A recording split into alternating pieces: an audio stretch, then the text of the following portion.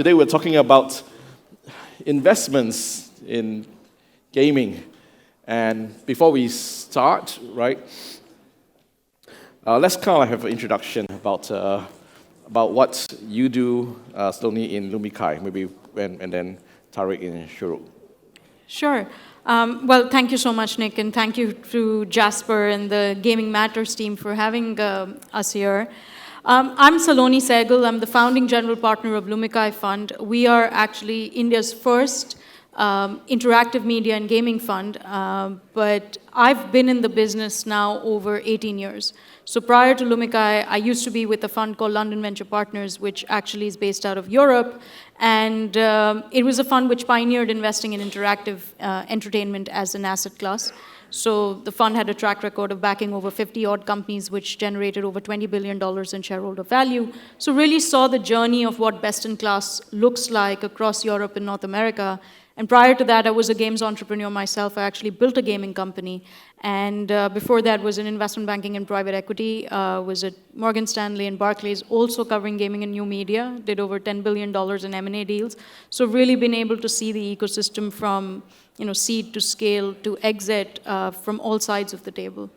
So 18 years experience in investing, M&A, being a founder. You started when you were like 5, maybe, right? Okay.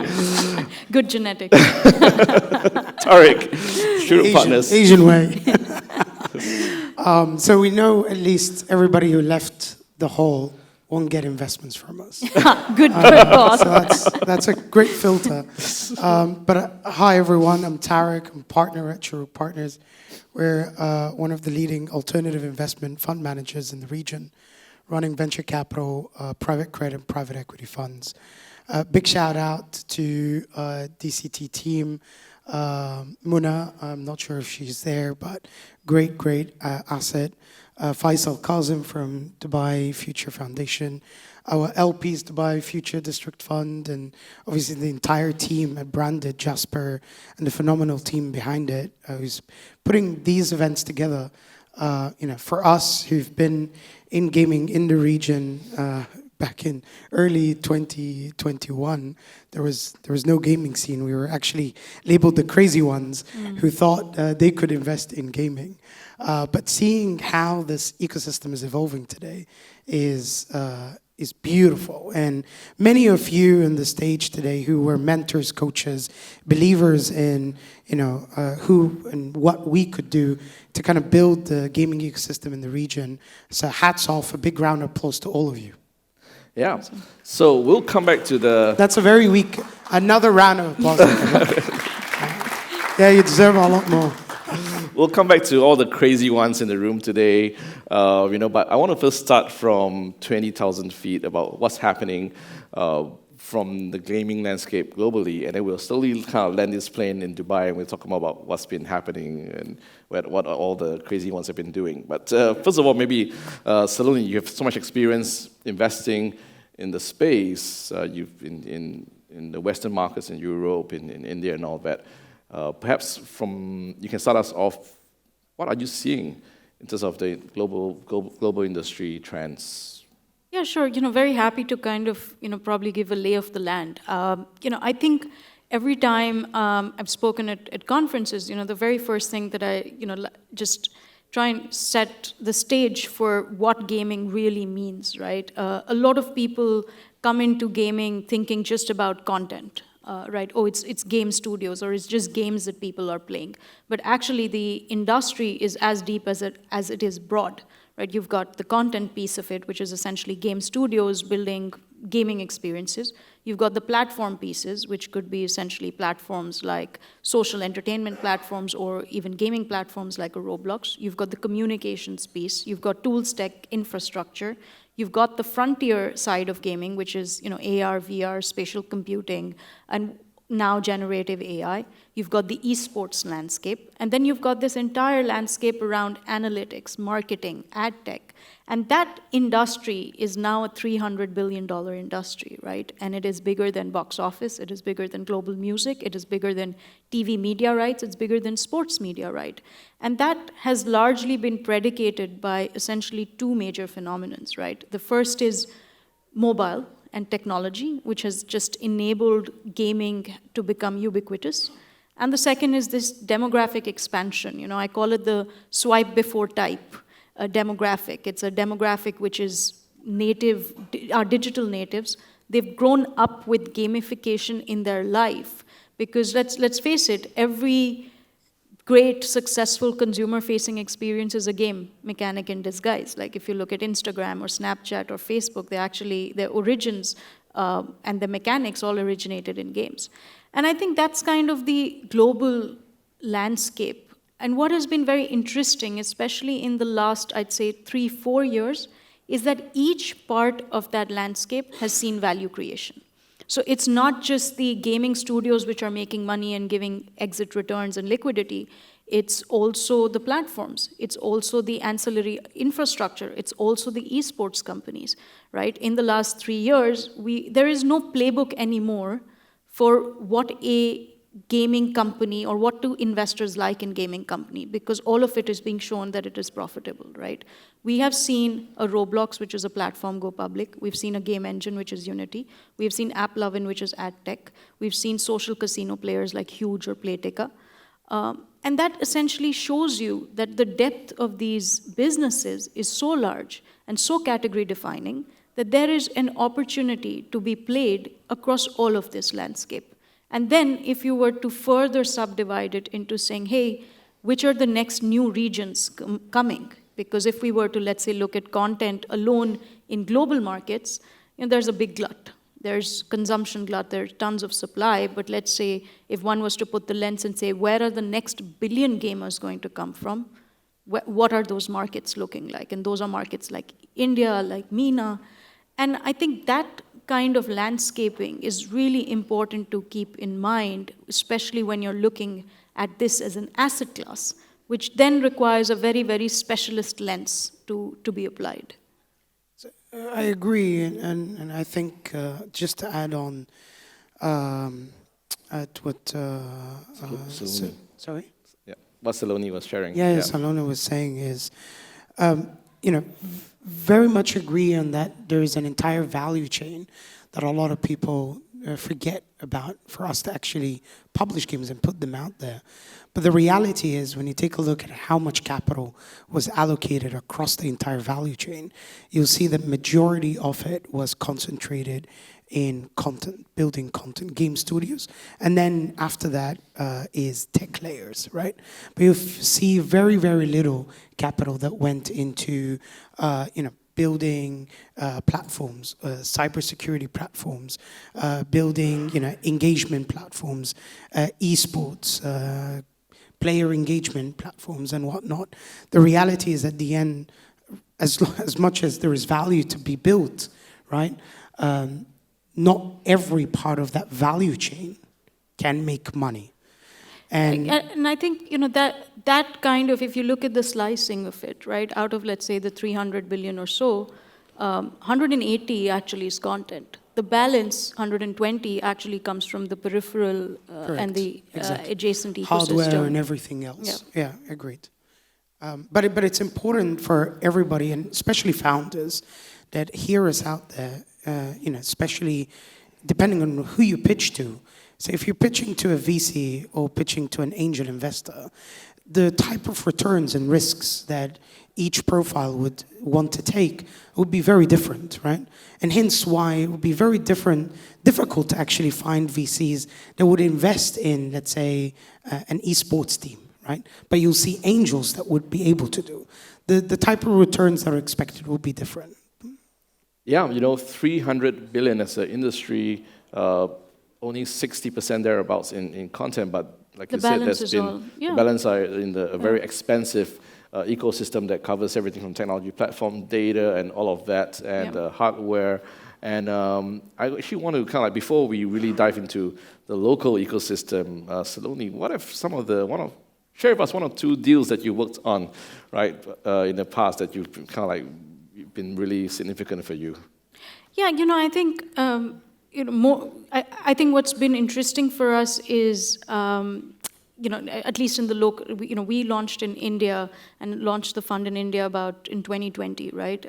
When we came into the market, there was no gaming ecosystem to speak of. We were the only fund, and there were a lot of learnings that I had applied from, let's say, some of the other markets that I invested in Europe and North America, but also had covered markets like Brazil and Israel and Turkey and even South America.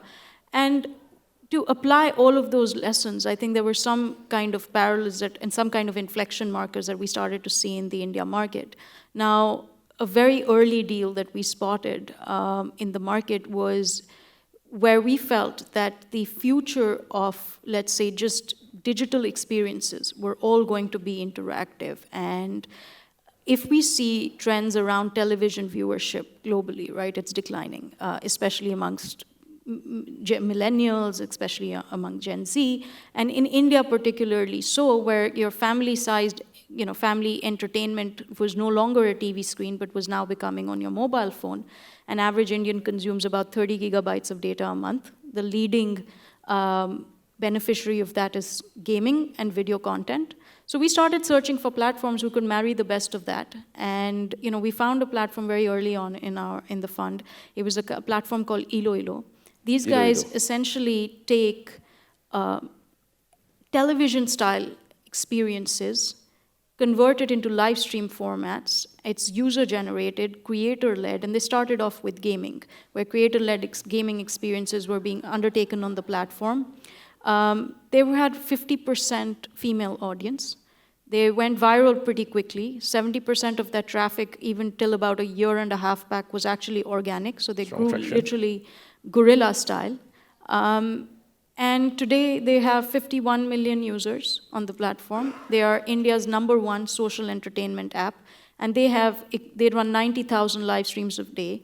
And they're doing everything from, astrology interactions to talent, to game shows, to celebrities, to quiz shows, all running live on the platform. And an average user is spending anywhere between 75 to 100 minutes on that platform. In fact, when they do their field visits, they're actually finding that the two platforms that users are using are Facebook and Iloilo in tier 2, tier 3 India, and now they're starting, and they're monetizing via in-app purchases.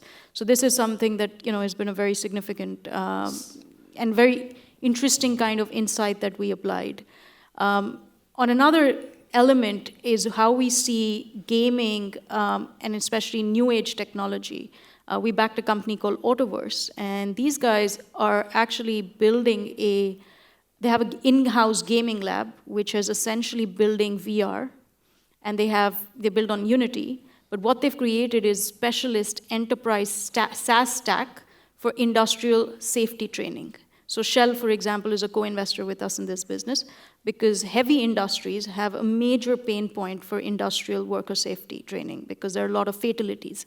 This VR SaaS stack essentially reduces fatalities by 30-40%. This is a business which is they've done $3-4 million in revenue already. It's a 30% EBITDA margin business.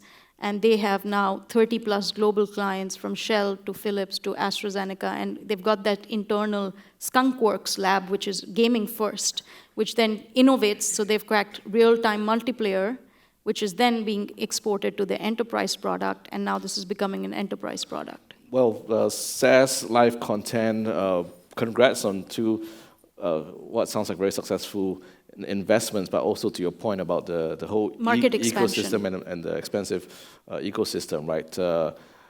Tarek. No, I just wanted to say to the founders that are out there, this is a great example of an investor that you'd want to partner up with because if you were in the room, she can keep on going about these two companies, and I think that is the essence of what as founders recommend you guys to leave with is. Your investor needs to actually buy into and understand your product as much, if not even more, than you do. So then when they speak out about them, they actually are pinpoint accurate about what they are. So well done on that. Great advocate for your portfolio companies. Do you want us to cover the local landscape? No, yeah, exactly. You were almost like super early in this Dubai ecosystem and almost trying I to think build one. the entire MENA region. May not have been one, right? So Yeah. share with us a bit about that Sure. journey. How did we get here? Or from your perspective. So, for those who don't necessarily know Shorooq Partners, we started our journey back in 2016. Today, we're backed by 9 sovereign wealth funds, almost $500 million of assets under management, multiple funds and asset classes that help us invest in startups as early as pre-seed or as sometimes even idea stage, all the way to growth and exit. And I think that kind of speaks to our essence of being, founders. Idea partners. stage, as in I can give you a piece of paper, you give me 50 million. No. Yeah. All valuation. Well, not that idea stage. But nice try, Nick. No. I thought it was an An idea. Yeah, nice try.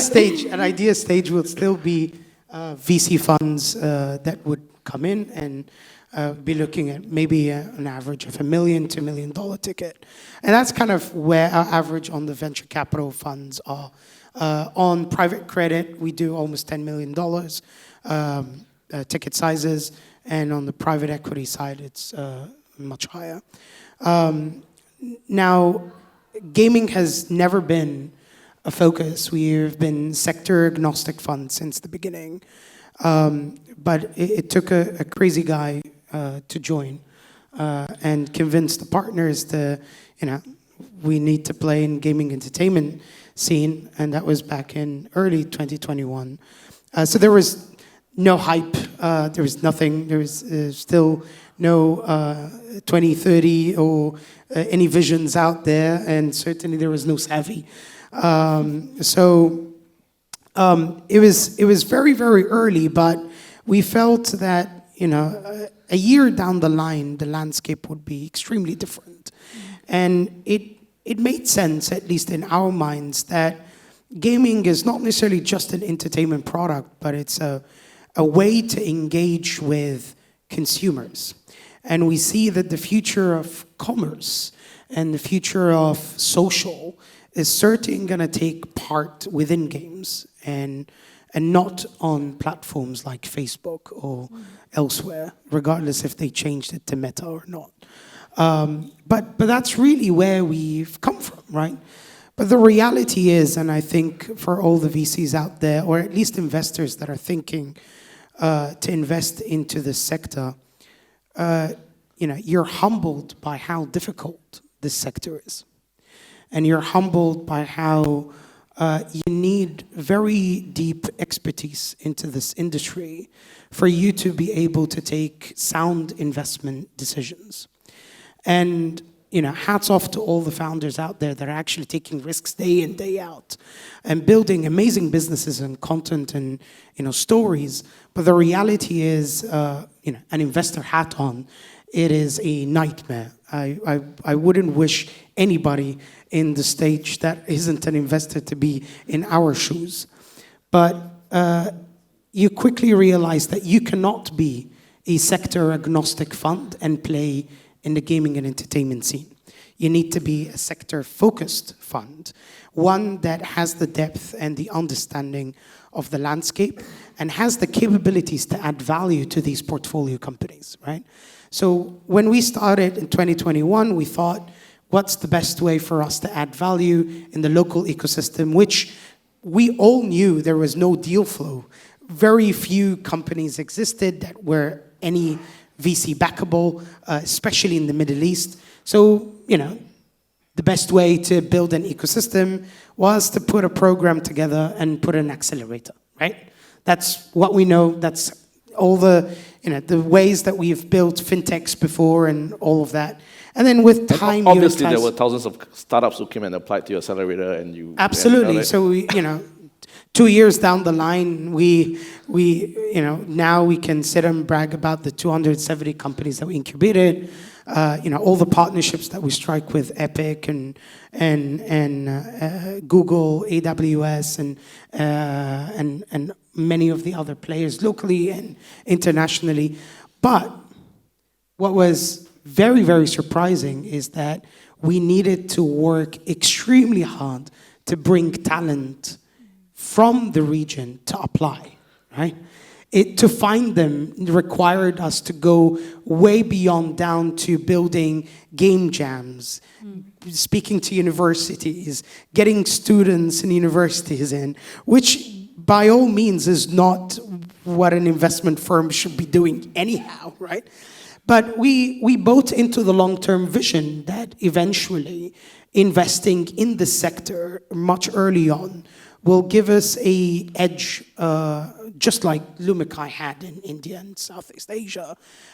We would have that in the Middle East. So in a sense, we're going through the same hurdles that they had to go through a while ago.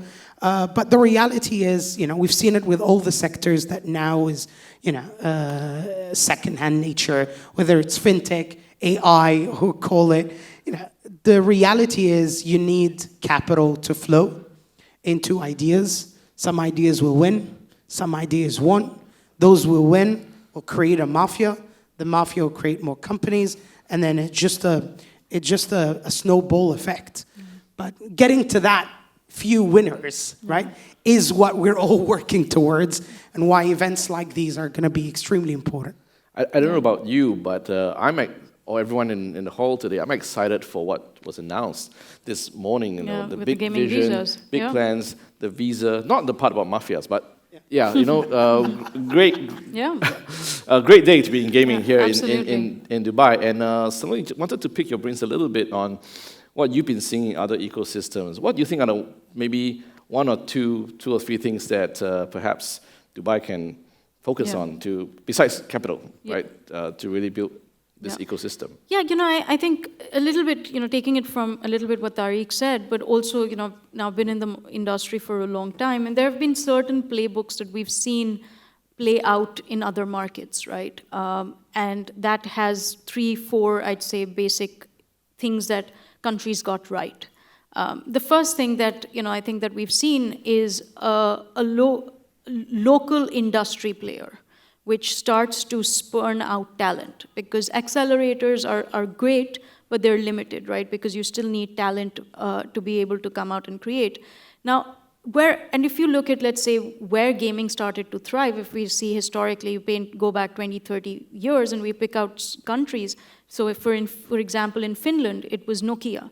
Right? The Nokia engineers ended up building companies like Digital Chocolate, which then ended up yielding companies like Supercell and Rovio. If we look at China, it was Kingsoft Interactive, which was actually a software company, but then ended up, and they were doing Cheetah Mobile, right? But then ended up building Kingsoft Games, and games started getting built out, and you'd probably be familiar with that story, right? So what you just described is not mafia in different forms. No, it's not.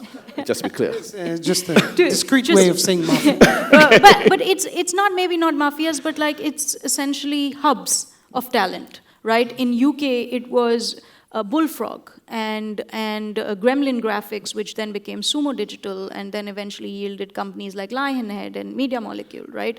In India, it started with Zynga, for example, right? Because Zynga set up shop back in 2010, and they started basically moving all their live ops to Indian talent. And in the last 5 years, they actually started moving entire games to Indian talent. So then there was experience of running, games from $50 to $150 million P&Ls from local talent. And similarly, if you have strong engineering roots, strong telecom infrastructure, strong telcos as well, they often yield hubs of talent which start to come out. And that's something that we've seen, and that's one playbook. The second has been around local success stories. So when there is one which gets acquired, which Tarek was referring to, then those companies go on and yield and build other businesses. And the third is the presence of specialist capital. In each of these markets, there was always certain amount of craziness or crazy investors who said, okay, this is an asset class, this is something worth putting money into, and that has a multiplier effect because talent then says, hey, it's worthy for me to go and build because I can get finance, right? So they're leaving their cushy jobs and they're taking the bets that then catalyze an ecosystem. And then lastly, it's ease of doing business, right, which is government supported. It could be visas, it could be grants, and there's a very interesting story, which I was sharing with His Excellency Hilal yesterday, was actually Supercell their first money was through Techis alongside a fund, which was a fund that I was part of. The partners, it was a fund called LVP, and the partners were the early investors in Supercell, and Techis, which was the state fund, which essentially provided the initial grant, and it was a $2 million round that got constructed. That was the first money in, and obviously we know Supercell's story. It got sold to Tencent for $10 billion. They're now the largest taxpayer in Finland, and their games make about $500, $600 million in free cash flow, and they have really given back to the ecosystem in terms of the schools they've built and the kind of corporate social responsibility that they've undertaken as a company. So if we see these kind of frameworks and playbooks that have seen success in other markets, there is a clear through line to what we see now Dubai undertaking with its ambition of easing talent, easing capital, attracting specialist capital, incubating local industry players, which will then yield to success stories. On the Supercell transaction, so Prakash and I have a common friend, Mikko Koisoya, who was the founder of yeah. Supercell. I think he was telling us about the tax bill that he paid. It was like north of 80 million euros that 2 years back, right? So, but the really, taxes, yeah, exactly. And it's all transparent in the country, right? They give you a ranking, and he ranked number one. Yeah. So gaming founder became the number one taxpayer in Finland. Yeah. But Nick, what's really exciting is that besides what Salone said, in terms of what needs to be done, in a sense, and if we can, copy that playbook and do something similar.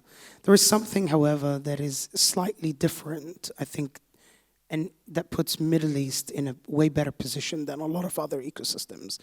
And that is that we naturally have a lot of stories.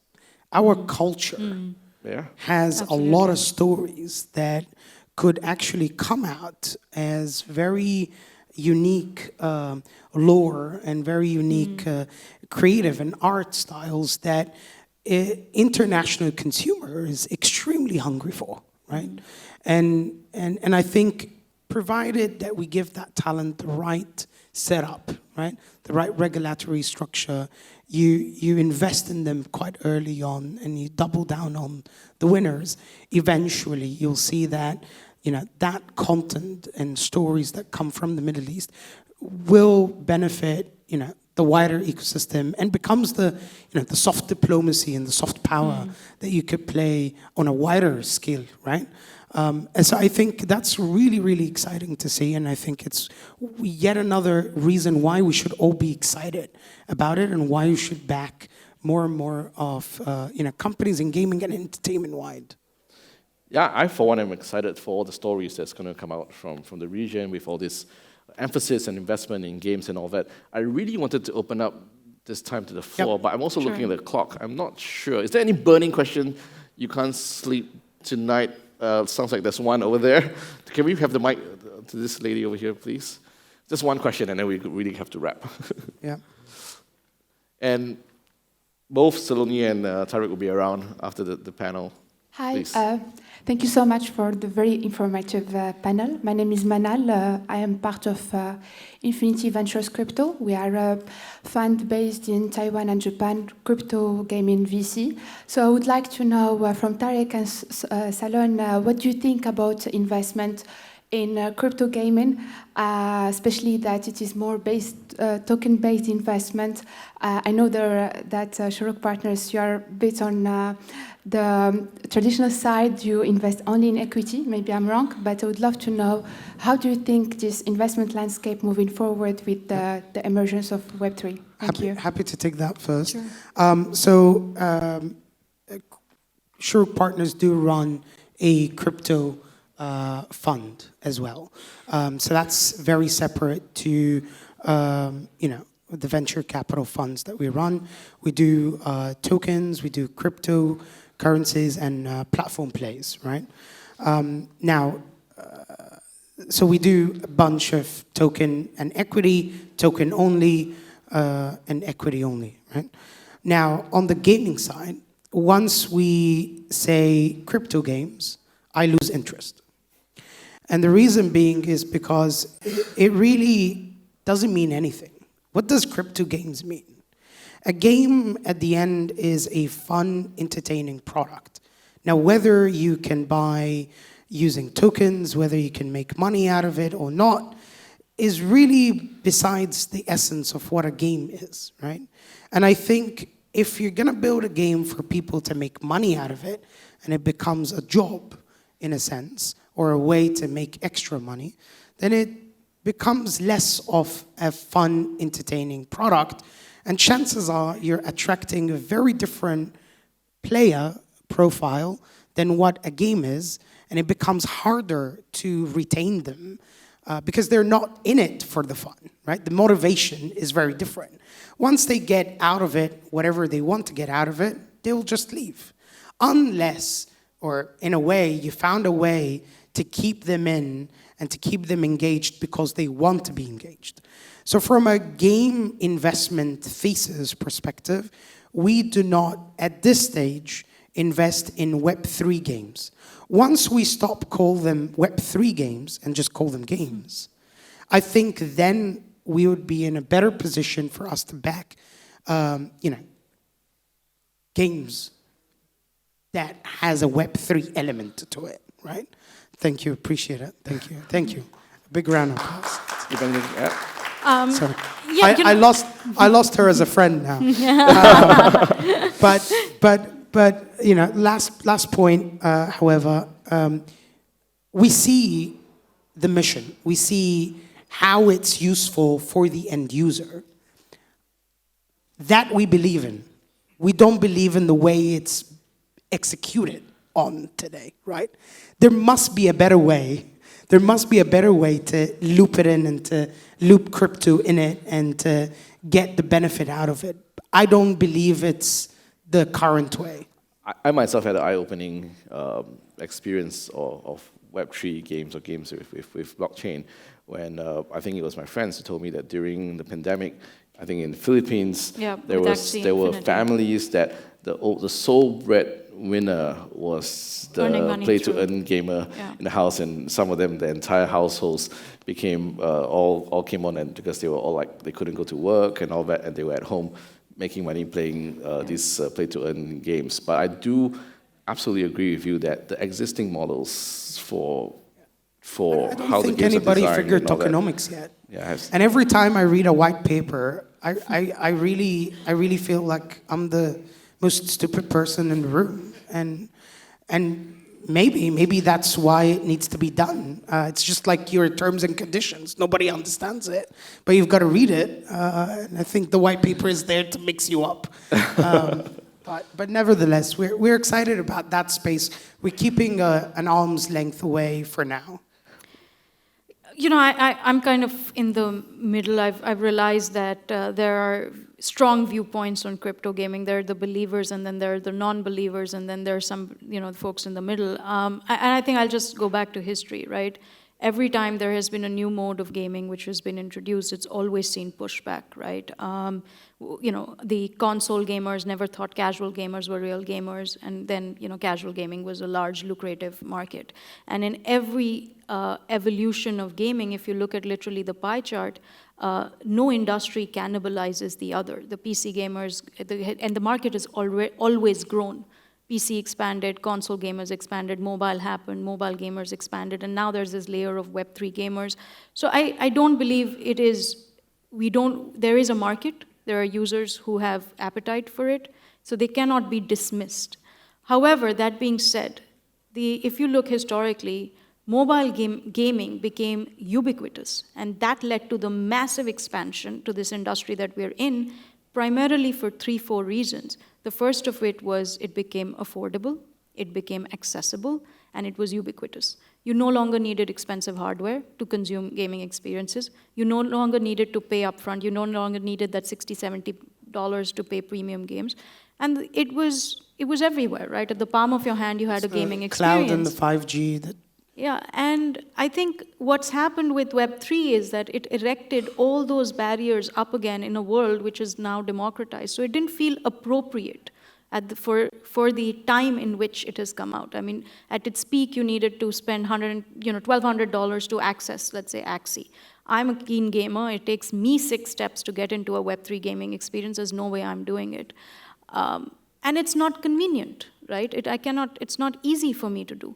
So therein lies the major problem, not allowing mass scale adoption. And I think we're all hard pressed to find, or maybe even a single example of a game which has, a Web3 game which has even 1 million daily active users, but there are plenty of games in Web 2, if you were to kind of segregate that do, right?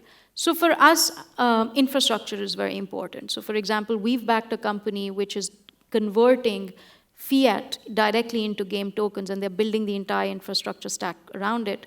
And the founder of this was actually the founding PM of Google Pay in India. So he built up, payments infrastructure which are now being used by millions of people, and he scaled the Google Pay team from 0 to 75. And now Google Pay is the most ubiquitous payment method in India, right?